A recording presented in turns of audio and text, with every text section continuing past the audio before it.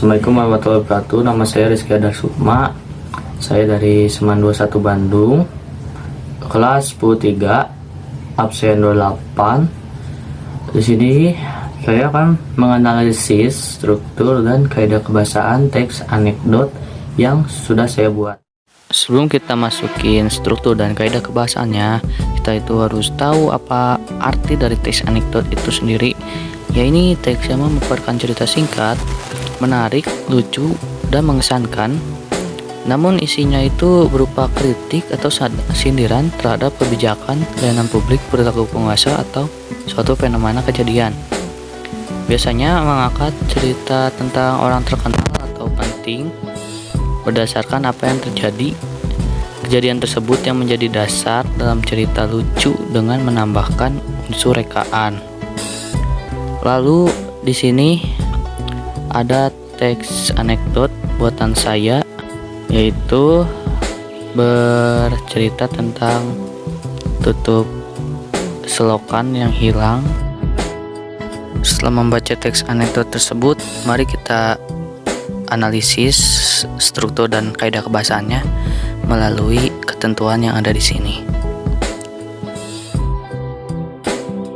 Diawali dengan struktur teks anekdotnya. Pertama, abstrak, yaitu bagian awal yang memberi gambaran tentang isi teks.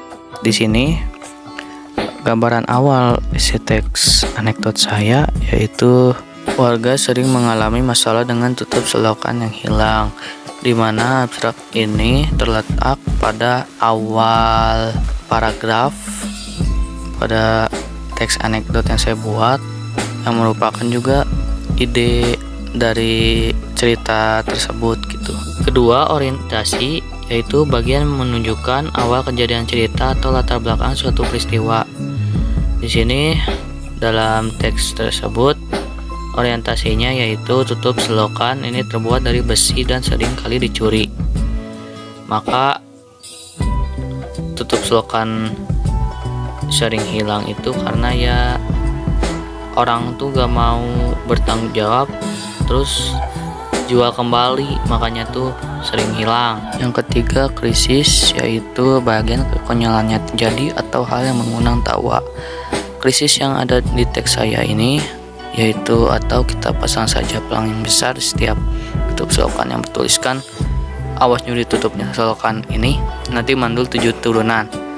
Payawi ini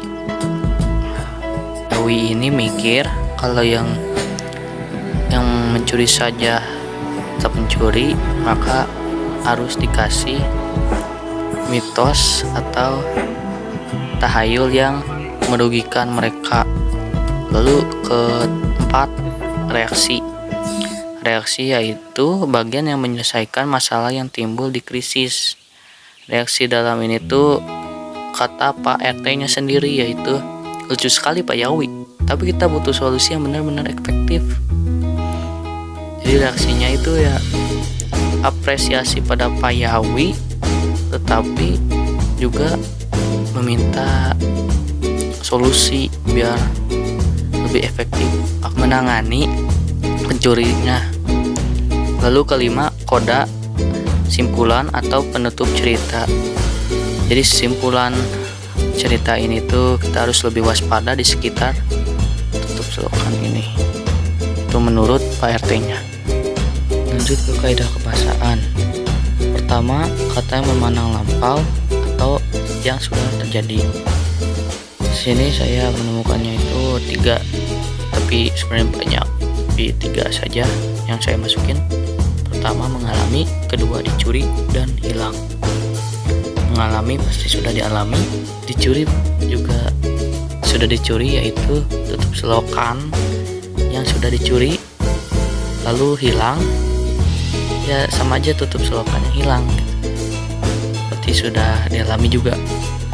Kedua, menggunakan kalimat retoris. Di sini retorisnya itu bagaimana kalau kita buat tutup selokan dari bahan yang tidak bisa dijual kayak plastik. Jadi warga juga nggak usah ngejawab kayak iya atau enggak dong, pasti nggak bisa dijual gitu kayak plastik tuh. dan ini juga memunculkan ide baru bagi warga yang pengen nambahin ide juga. Ketiga, menggunakan konjungsi temporal atau perbandingan antara waktu. Pertama, saya melakukannya itu suatu hari, perbandingan waktunya itu antara latar belakang atau setelah terjadinya pencurian. Suatu harinya itu Pak RT itu mengumpulkan warga, jadi menurut saya itu pas gitu perbandingan waktunya. Lalu di setiap itu, karena warga itu harus menyeimbangkan waktu lebih waspada dan melaporkan setiap aktivitas yang mencurigakan di sekitar tutup selokan. Keempat, menggunakan verba material dan mental. Verba material itu lebih mementingkan tindakan fisik, kalau mental itu mementingkan pikiran atau perasaan orang. Di sini verba material yang aku temukan yaitu bagaimana kalau kita pasang CCTV di setiap sudut jalan. Jadi kata pasang ini tuh tindakan fisik itu memasang CCTV. Lalu kerja yang verba materi mentalnya, semua warga tertawa. Jadi kita tuh bisa dengar tertawa. Kelima, menggunakan kalimat seru. Kalimat seru yaitu mengungkapkan perasaan atau emosi yang kuat. Di sini emosi yang kuatnya itu didapat dari awas nyuri tutup selokan ini nanti mandul 7 turunan. Ini tuh menekankan pencuri agar tidak, jika mencurinya tuh nanti mandul 7 turunan, jadi sebaiknya tuh jangan dicuri lah. Makanya sampai juga ada tanda serunya untuk menekankan lagi. Yang terakhir, menggunakan kalimat perintah. Kalimat perintah yaitu bertujuan untuk memerintah, dari katanya aja perintah atau memando. Di sini yang memerintah itu Pak RT. Di terletaknya tuh di Koda. Kita harus lebih waspada dan melaporkan setiap aktivitas yang mencurigakan di sekitar tutup selokan kepada warga. Selesai. Mungkin segitu saja yang bisa saya sampaikan.